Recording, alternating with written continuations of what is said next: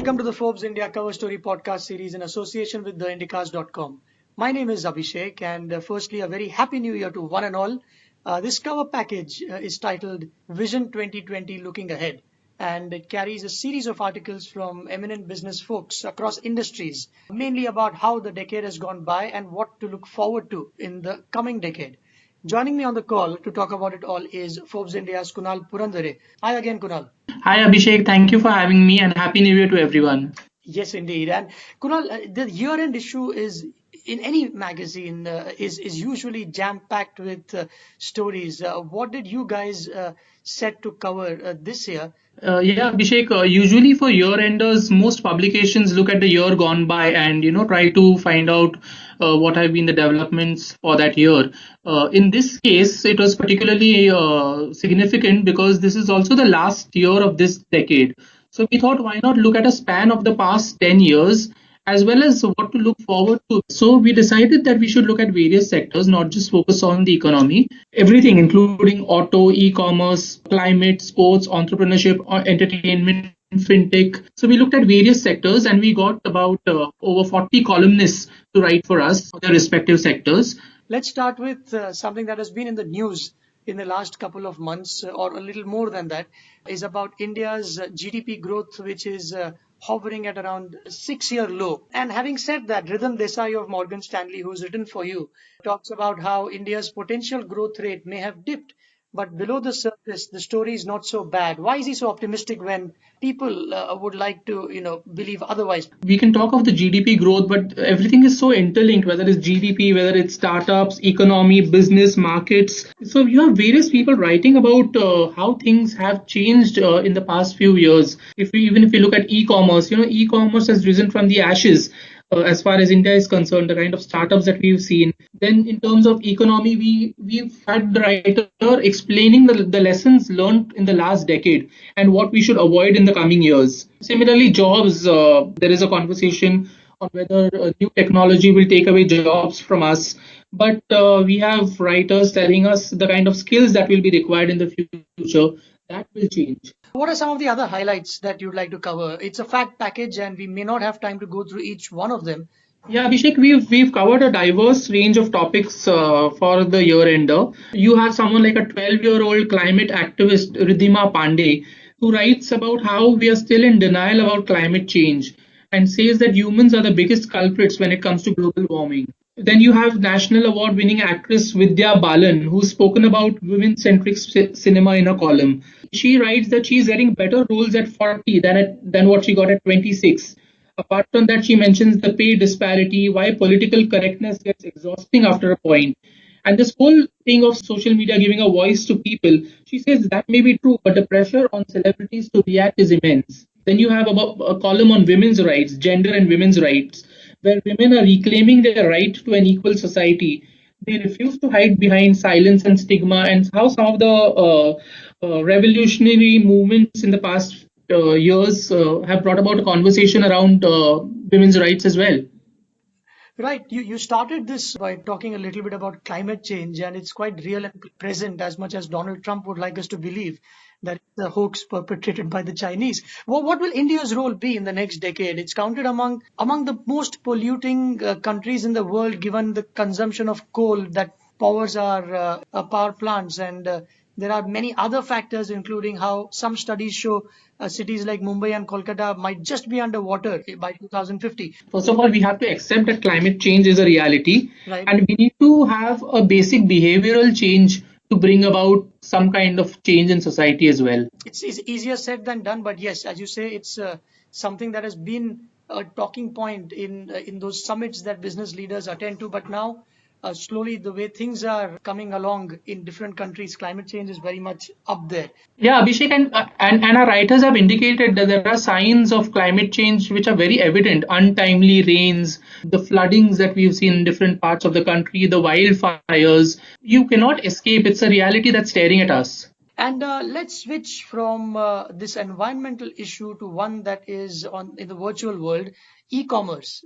Now, the last 10 years, I think very few industries may have changed the way e-commerce has, because I remember when I was in college, it was Bazi, the first e-commerce website that was co-founded by Avnish Bajaj.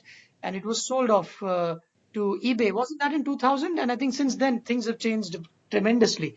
You have the likes of Flipkart, Amazon, which have made a significant mark in the country, not just because of the discounts that they offer, but because of the kind of products and services that they have been able to give to their customers.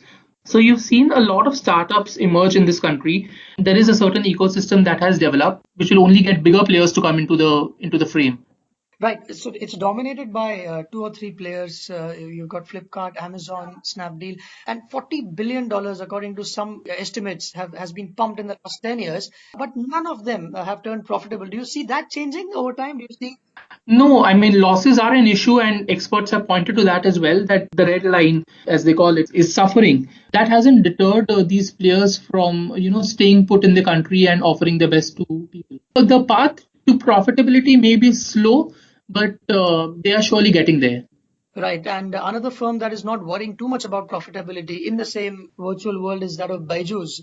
He's been a superstar in terms of a teacher long ago, where people would come and attend his lectures in a stadium in Delhi. So instead of choosing to have offline stores, he leapfrogged that and created this learning academy online. So do you see more of that happening given the proliferation of smartphones, the broadband rates plummeting in education? So will education be now transformed? Absolutely, it's an online world now, and Baiju Ravindran himself says that the future of education needs a revolution. I don't know what revolution he's talking about, if he has anything in mind in particular. He says that the role of educators needs to be reimagined.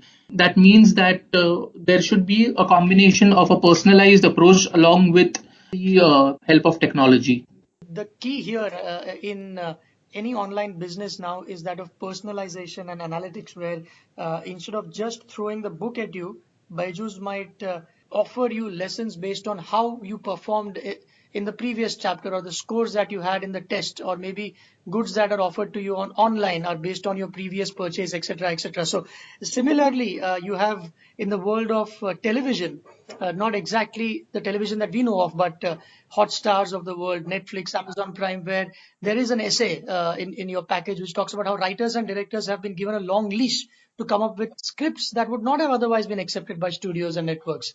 So things will change in the next 10 years there as well.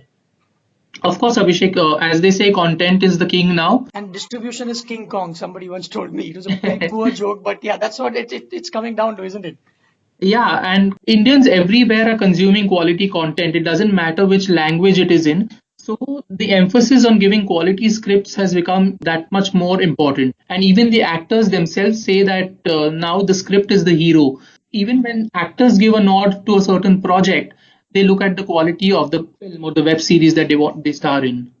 Right, absolutely. And let's jump to sports. How do you see that evolving? You yourself have written a book on Vinod Kamli long ago. You are a sports fan. We've done a few stories around cricket where you've chimed in. How do you see that changing in the coming years? Yeah, a couple of books, Abhishek, actually Vinod Kambli's biography as well as Ramakant Achrekar's biography, whose first death anniversary it is today. Ah, excellent, excellent. So tell us Yeah. about it. Curious to know. How do you Yeah. see cricket changing? How do you see other sports taking a leap? Well, first of all, if you see the last 10 years, sports has sort of, caught on even greater fervor in this country. Most important among it is how women have fared.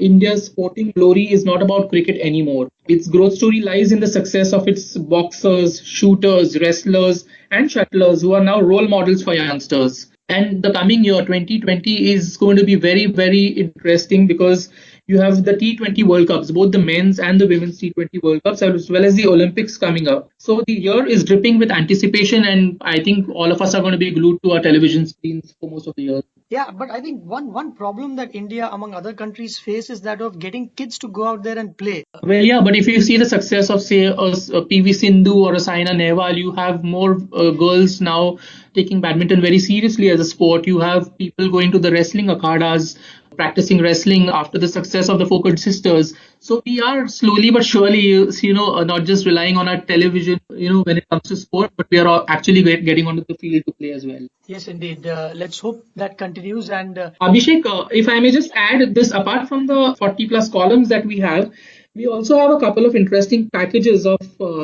20 personalities of the past decade, and these include names from someone like Serena Williams to Sundar Pichai, and 20 personalities of the future, people we may want to look forward to and we should keep an eye on. For instance, from Jacinda Ardern, who's the New Zealand Prime Minister, to Greta Thunberg. Also, there is a photo feature on the most prominent events of the past decade, right from your Brexit to electric cars becoming a reality, to your Me Too movement. Yes, and some of the other highlights that I recall reading are that of fintech, fine dining, and things from different sectors. So it's a very interesting and a colorful package. Urging all listeners to pick this one up and leave your feedback on Forbes India. Kunal, thank you so much for your time on this one.